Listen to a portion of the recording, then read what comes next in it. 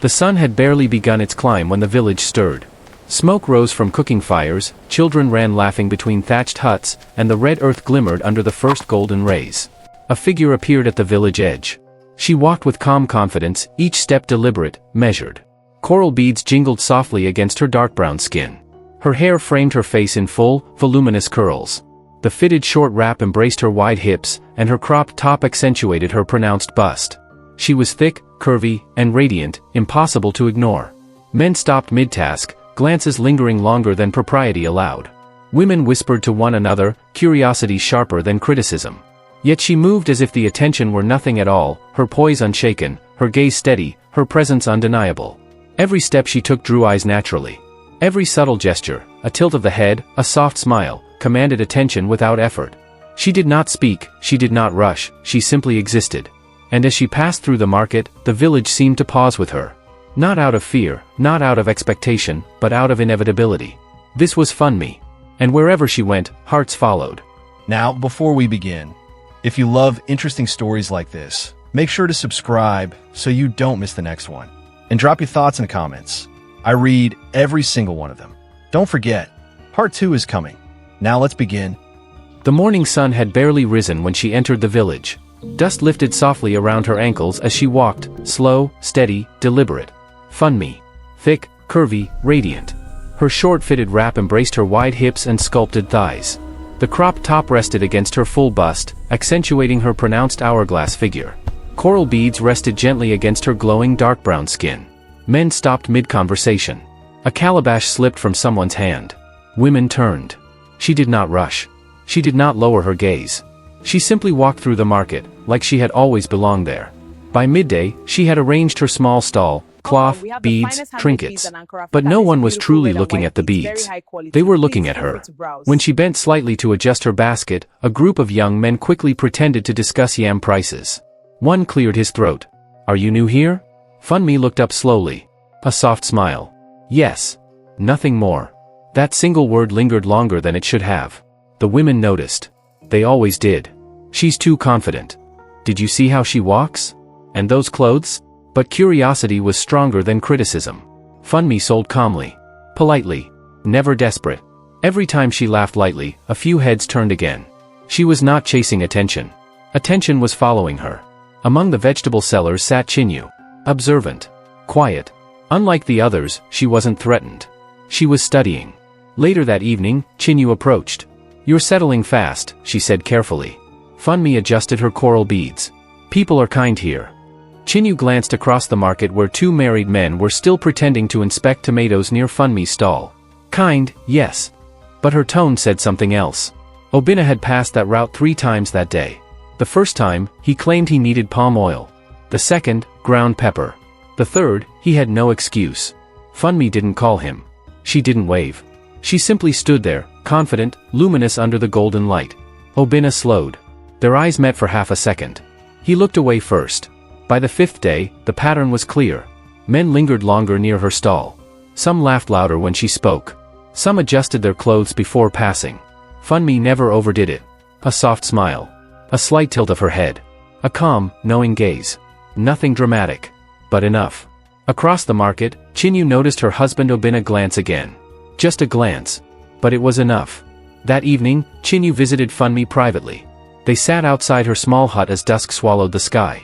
Chinyu hesitated. "I need to ask you something, but promise you won't misunderstand." Funmi remained silent, waiting. "My husband?" "Obina." A pause. "I want to know something. I want to be sure." Funmi's eyes narrowed slightly, not in surprise. In understanding. "You want me to test him?" Chinyu swallowed. "Yes." Funmi did not agree immediately. She leaned back slowly. "You are my friend. I will not disrespect your home." "I don't want disrespect," Chinyu replied. "I want truth." The air felt heavier. Finally, Funmi nodded once. "I will not chase him. I will not call him. I will only exist." "And if he comes?" Funmi's lips curved slightly. "Then you will have your answer." The next market day felt different. Funmi wore the same fitted wrap, the same cropped top, but today she tied her hair higher, exposing her neckline. She didn't change for him. She simply showed up. Obina arrived early. Too early. He pretended to inspect her beads. "You sell fine things," he said. Funmi smiled softly. I only display what people choose to look at. He laughed nervously. Across the market, Chinyu watched. Obinna returned again that afternoon. No reason. No purchase. Just conversation. Small talk. Lingering glances. When Funmi leaned slightly forward to rearrange her cloth, his voice trailed off mid-sentence. He didn't touch her. He didn't flirt openly. But he stayed. Too long. That night, Chinyu lay beside her husband in silence. And for the first time in her marriage? She wondered. Obinna returned again the next morning. Too early. Funmi was still arranging her cloth when his shadow fell across her stall.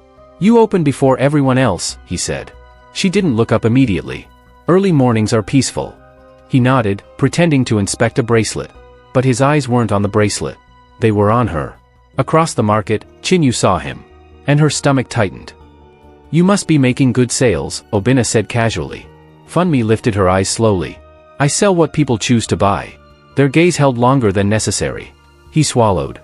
You speak differently. Differently how? He hesitated. Like you know more than you say? A faint smile curved her lips. Sometimes silence speaks. That evening, Chinyu sat beside Obinna inside their hut. You pass by the market often these days, she said lightly.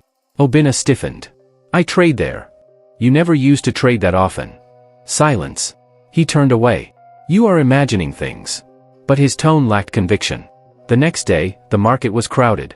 Funmi reached forward to hand a customer cloth. Obinna stood closer than usual. Too close. When she turned, her arm brushed his chest. It was brief. Accidental.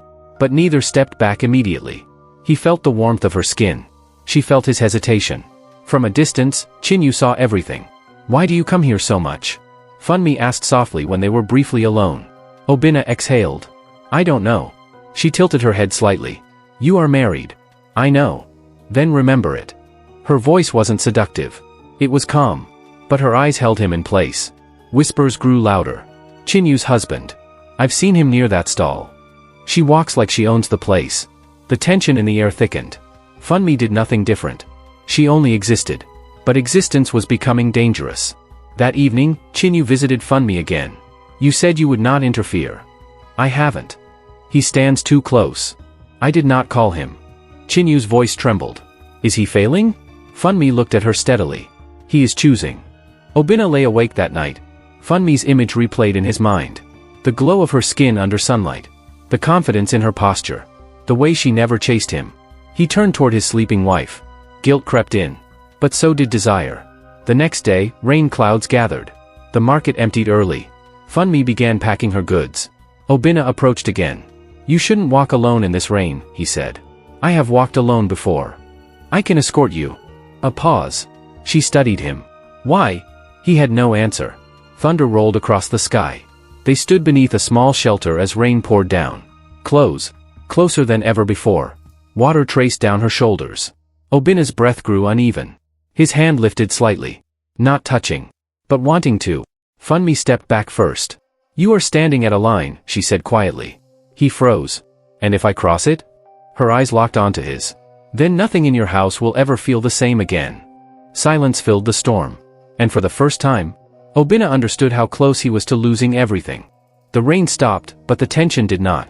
The next morning, Obinna avoided the market. Funmi noticed. She said nothing. By afternoon, he returned. You didn't come yesterday, she said calmly. I was busy. She looked at him, steady. Or afraid. His jaw tightened. Of what? You know. He did. The market was crowded again. As Funmi reached for a basket behind her, she lost balance slightly. Obinna caught her waist. Firm. Instant. His hand stayed there longer than necessary. Her body stilled. The world seemed to pause. Then she slowly removed his hand. Careful, she said softly. But her eyes did not look angry. They looked aware. That evening, Chinyu confronted him. Did you touch her? Obinna froze. It was nothing. Nothing doesn't make a man silent like this. He stood abruptly. You are letting your imagination destroy our home. But he did not deny it clearly. And that hurt more. Funmi sat alone that night. She replayed the moment. The way his hand trembled. The way he hesitated before letting go. She realized something. She wasn't just observing anymore. She was controlling outcomes. And the power felt intoxicating. A different woman in the market, Amaka, began noticing too. Her husband had started walking past Funmi's stall. Twice. Then 3 times. Amaka approached Chinyu quietly. Is it true? Chinyu's silence answered everything. That evening, Amaka came to Funmi. I need to know the truth about my husband. Funmi looked at her for a long moment. Are you prepared for it? I would rather be hurt than fooled. Funmi nodded slowly. The game was no longer personal. It was spreading. The market quieted near sunset. Obinna approached again. You avoid me when others are around, he said. Because you forget yourself when they are not. He stepped closer. I think about you. Silence. Then, I shouldn't. He reached for her hand. This time, she did not pull away immediately. Just long enough. Long enough for him to feel permission. Then she stepped back. You already crossed it. Someone saw. A young boy running errands. By nightfall, the rumor had grown teeth. Obinna held her hand. Not just that. Chinyu is being embarrassed. The village air changed. Eyes followed them openly now. Chinyu stormed into the market the next morning. You promised, she shouted at Funmi. Funmi stood calm. I did not chase him. You let him. He chose. Obinna arrived mid-argument. Villagers gathered. Silence fell. Chinyu turned to her husband. Tell them. Obinna looked at Funmi. Then at his wife. And for the first time, he hesitated publicly. That hesitation was louder than confession. Gasps spread. Chinyu stepped back slowly. So it's true. Obinna reached for her. She pulled away. Funmi remained still, unshaken. The village had seen enough. And now, Funmi was no longer just a beautiful stranger. She was a threat.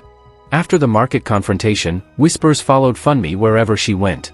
Every man who had once glanced nervously at her now spoke less openly, careful with his eyes. Women began noticing too. Amaka had returned, quietly observing her husband as he lingered near Funmi's stall. The air was thick with judgment, curiosity, and desire. Funmi walked calmly, letting her presence speak for itself. Chinyu could no longer ignore what was happening. Her husband avoided her eyes. She confronted him again at night. Obinna, enough. You are letting her ruin us. He hesitated, conflicted. I don't know, he admitted. Chinyu's stomach nodded. She realized the game was bigger than a single husband. Funmi noticed every subtle glance, every hesitation. She realized she held power in how she moved, smiled, or even ignored attention. A small thrill ran through her, she didn't have to act. Existence alone commanded desire. It was intoxicating. She could bend the village to her rhythm without uttering a word. Amaka finally made her move. I need you to test him, she said quietly, locking eyes with Funmi. Funmi studied her. And if he fails? Amaka swallowed. Then I will deal with it, but I must know the truth. Funmi nodded. She understood completely. In the market, Funmi became more deliberate in her movements. She smiled just slightly at men who approached, let her fingers linger over a trinket, adjusted her wrap to accentuate her curves, all without overt action. Every man noticed. Every woman whispered. The power of her mere presence grew stronger every day. Obinna could not stop thinking about her. Even when he left the market, her image haunted him. Funmi had done nothing more than exist, and yet she had him trapped in thought, desire, and guilt. At night, he lay awake, staring at the ceiling, wondering how a stranger could have such control over him. Chinyu followed him to the market in secret, making sure he wasn't giving in. She watched Obinna stand too close, whisper too softly, linger too long. Every small glance, every hesitant step, tore at her heart. Her trust was crumbling, and she realized that Funmi's influence was unstoppable. Funmi received a quiet note that evening from Amaka. Thank you. I know my husband will not lie to me again. Funmi smiled. She didn't reply. She didn't need to. The result spoke for itself.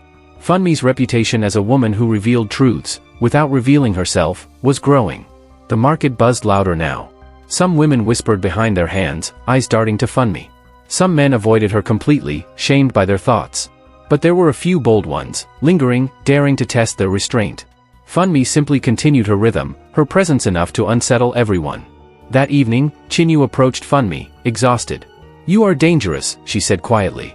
Funmi's eyes softened, but there was a hint of amusement. I am not dangerous. I exist. That is enough to show truths. Chinyu shook her head, knowing the village would never be the same. And somewhere in the distance, men whispered, wives plotted, and Funmi's power quietly grew. The village was no longer united. Some women quietly supported Funmi. Others feared her. She exposes what was already there, one woman whispered. No, another replied bitterly. She creates temptation. Funmi heard the whispers, and walked past them without slowing. Obinna lingered again at the market. This time, he didn't pretend he was buying anything. He stood close, too close. "Why do you look at me like that?" Funmi asked calmly. He swallowed. "Because I cannot stop." For the first time, he admitted it aloud. And something shifted. Chinyu saw them. Not touching. Not speaking loudly. But close enough. The space between them felt intimate. That night, she didn't argue.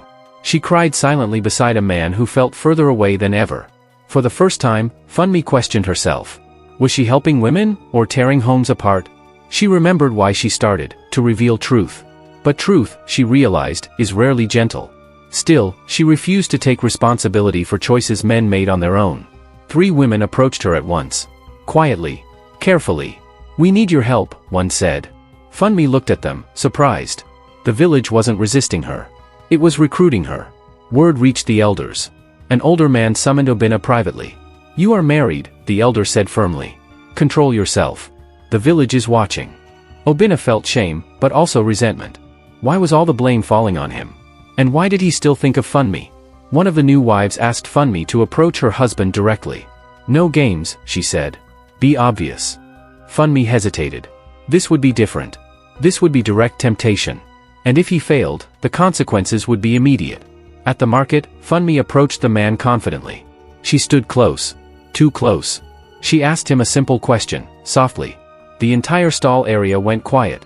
His wife watched from a distance. The man stammered, stepped back, and left abruptly. The crowd erupted in whispers. The wife thanked Funmi publicly. But not everyone approved. Some men accused her of disrupting peace. Others avoided the market entirely. Funmi's presence was no longer subtle influence. It was social force. That evening, Obinna came to her. Not at the market. Not by accident. He sought her out. "I need to speak with you," he said, voice heavy. Funmi held his gaze. "Then speak." The sun was setting. And the village held its breath. The market felt different. Every step Funmi took drew eyes. Obinna lingered nearby, pretending to buy yams, but his gaze never left her. Chinyu's heart pounded. She followed discreetly, cheeks burning. Other villagers whispered behind cupped hands. Funmi walked confidently, letting each glance, each pause, amplify tension. The village had noticed. Everyone was watching. A young man called out to Funmi jokingly about a missing basket. She turned, smiled faintly, not harsh, not inviting. But Obinna stepped closer than before. Whispers traveled quickly, "Look at him, with her." Chinyu's jaw tightened. She could feel the heat of eyes on her as well, men and women alike. Funmi simply adjusted her wrap and continued selling. Obinna followed her to the next stall. "I need to speak," he said under his breath. Funmi tilted her head slightly. "You have your answer," she said softly. He hesitated, then, disregarding social eyes, reached toward her shoulder. Gasps rippled through the market. Chinyu froze. Other women looked scandalized. Unable to contain herself, Chinyu pushed through the crowd. "Obinna! How dare you!" Villagers turned. Silence. Obinna stepped back, caught mid-action. Funmi didn't flinch. Her eyes remained calm, almost amused. Chinyu's voice trembled. This is shameful." Obinna's guilt was visible, but so was desire, and it made everything worse. The market paused. Funmi spoke softly, addressing Chinyu without raising her voice. "I did not chase him. I only exist. That is enough to show the truth." The villagers absorbed it. Some nodded slowly in understanding. Others murmured in disapproval. Funmi's presence now carried weight beyond physical allure, it was social authority. That night, rumors spread fast. Some claimed Obinna had crossed boundaries, others exaggerated every glance or gesture. Amaka and the other wives who had approached Funmi now whispered among themselves. Power was shifting. Funmi's influence had become unstoppable. And the gossip would reach every corner of the village. Chinyu sought Obinna in private. "You must stop this. You are destroying us." He avoided her gaze. I cannot." Chinyu's face paled. The realization hit her fully, her husband was slipping. Funmi's quiet existence had made an entire household crumble. The next morning, every eye followed Funmi. Even the elders paused to watch. Whispers of, "She reveals truths," or, "She corrupts men," traveled from stall to stall. Funmi walked calmly. Men lingered. Women stared. She didn't need to speak. Every step, every gesture, was a statement. Obinna attempted to explain himself at the market, stammering before villagers. "Chinyu. I?" Funmi stepped forward, raising her voice just enough. "Do not blame me for what you choose. The words echoed. Silence fell. Everyone understood, he had crossed the line himself. The sun set, painting the village gold. Chinyu's face was pale. Obinna stood frozen, aware he had publicly failed. Funmi walked past him slowly, every curve and movement drawing eyes. Whispers followed, admiration, fear, envy, scandal. The market was no longer just a place to trade goods. It was a stage.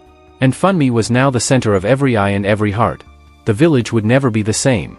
By dawn, the market buzzed with whispers. Have you seen Funmi? Her presence, it's dangerous. Even Obinna is helpless. Every stall held spectators, eyes tracking her movements. Funmi walked slowly, letting the tension ripple.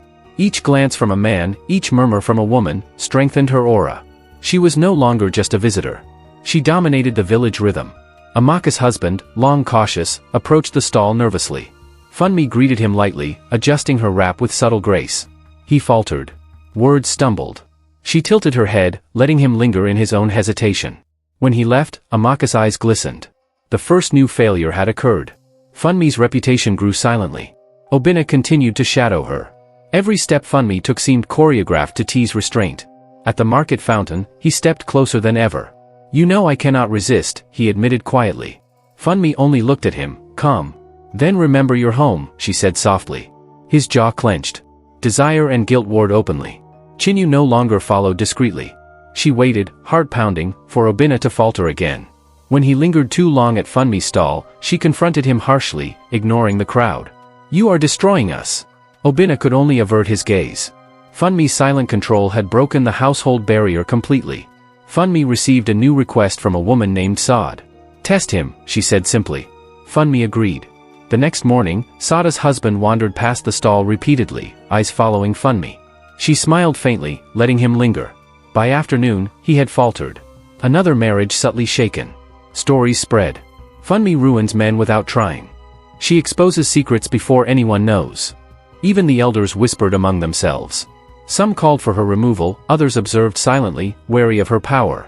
Funmi walked through it all unshaken, her aura untouched by fear or envy. Obinna approached again, now openly in front of other villagers. I cannot control my thoughts around you, he confessed. Funmi's eyes held his steadily. Then remember the choice is yours, she said quietly. The villagers watched silently. They understood, he had no one to blame but himself. Chinyu began avoiding the market entirely. She felt the eyes, the whispers, the subtle nudges of judgment. Obinna's infatuation and guilt made her home cold. Her heart sank further as she realized Funmi had become the village arbiter of truth and desire. Funmi sat in her stall alone for a moment, letting the market chaos pass. She smiled faintly, fingers adjusting her coral beads. Each man who had faltered, each wife who had feared her, was part of her growing sphere. She had not raised her voice, not touched a man improperly, yet her influence stretched through the entire village. As the sun set, a group of men whispered plans nearby. They cannot allow her to continue, one said. Funmi walked past, hearing only fragments, unbothered. She knew the next confrontation was coming, someone would attempt to confront her. But she also knew one thing, she would remain untouchable, commanding the rhythm of the village, and the chaos would only grow. The elders convened quietly at the village square. She walks among us like she owns every man's gaze, one whispered. She disrupts families, another added. They discussed Obinna, the other husbands, and the growing influence of Funmi. But no decision was made, fear of her presence lingered in their minds. Funmi continued her market routine, unaware the elders were observing from the shadows. Obinna lingered at Funmi's stall again. This is dangerous, he muttered. I do not force you, Funmi said softly. But I cannot stop thinking of you. Her eyes met his, steady and calm. You make the choice, she reminded him. He swallowed, conflicted, caught between desire and his crumbling marriage. Chinyu hid behind a stack of baskets, trembling. She saw Obinna lean in just slightly. Her chest tightened. She realized the village now watched her humiliation. Her pride was gone. Her trust shattered. Funmi's existence alone had done this. Saad returned, frantic. My husband, he faltered again. Funmi listened carefully, expression neutral. Do you regret knowing? She asked softly. Yes, but I must know, Saad whispered. Funmi nodded. Knowledge and truth, once revealed, could never be taken back. A group of men, emboldened, approached Funmi in the market. You manipulate our men, one accused. Funmi's eyes remained calm. I only exist, she said softly. The crowd paused. Her quiet authority silenced their anger. One man stepped forward aggressively. Funmi tilted her head. Not a word. Just presence, ***. His courage faltered instantly. Obinna pulled her aside later. I cannot let this go, he confessed quietly. Funmi studied him carefully. You have already chosen, she said. He nodded, swallowing his shame. His desire was evident, but he was powerless. Funmi controlled the moment without action. Chinyu confronted her at the market openly. You are destroying marriages, she shouted. Funmi's voice remained calm. I expose choices already made. I do not destroy. Villagers watched in silence, sensing the truth of her words. Chinyu's face flushed with frustration and helplessness. Men who had lingered near her stalls now stepped back. Women whispered warnings to their husbands. Even the elders stayed at a distance, wary. Funmi's aura of quiet dominance was absolute. Everyone sensed the power of her presence. That evening, whispers turned to plans. A man named Bode spoke to others. We cannot allow her to continue. She is a danger to every household. Funmi, walking home past them, overheard snippets but did not stop. Her calmness only intensified their fear. The next morning, the market felt charged. Every stall, every path, every glance was heightened. Funmi moved slowly, letting her presence ripple. Men hesitated. Women whispered. The first real threat had emerged, a planned opposition. But Funmi smiled faintly. She had already anticipated their fear, and the game had only just begun. Bode gathered a small group of men at his compound. She manipulates our men, he hissed. We must stop her before more marriages fall. They nodded, emboldened by anger. Meanwhile, Funmi moved through the market, oblivious, or so it seemed. Every whispered plan, every plotted step, she sensed it without turning her head. Obinna approached her cautiously. They are plotting, men want to confront you directly, he whispered. Funmi's eyes glinted. I expected nothing less, she replied softly. He hesitated, torn between warning her and fearing the consequences of being seen with her. Chinyu watched from the edge of the market, anxiety gripping her. The men were bold now, stepping closer, speaking harshly to anyone near Funmi. She felt trapped between her husband's fascination and the men's anger. Funmi's influence had made even the elders hesitant to act. Funmi stood near her stall, adjusting a colorful cloth around her hips. Her curves drew glances from men, envy from women. Every movement was deliberate yet subtle. She let the tension build naturally, letting the men act out their frustration on their own while she remained untouchable. One man, emboldened by Bode, stepped close to her stall. Why do you destroy men's homes? He demanded. Funmi looked at him calmly, uncaring but piercing, her fingers brushing a coral bead. He faltered, eyes dropping, unable to maintain his anger. The other men noticed. He had failed to act decisively. Obinna stood behind her, trembling. He wanted to defend her, yet feared the village judgment. She glanced at him briefly. Do not act recklessly, she said softly. He nodded, swallowing guilt and desire alike. Her control over him was complete without force. Chinyu pushed through the crowd. You are ruining everything, she shouted. Funmi's lips curved in a faint smile. I do not ruin. I only exist, she said. Villagers froze, realizing the truth, the man chooses. She only exposes it. Chinyu's face flushed with humiliation, her voice fading. Villagers whispered among themselves. Even the men plotting against Funmi hesitated, unsure how to act. Her mere presence made them falter, unsure whether to defend their households or fear social embarrassment. Funmi moved gracefully through them, letting the tension spiral. Sada's husband walked past Funmi again, glancing too long. Women nearby gasped. He tried to look away but stumbled internally, failing to maintain composure. Funmi didn't smile. She didn't speak. The crowd understood, her silent influence was irresistible. Bode and his group regrouped that evening.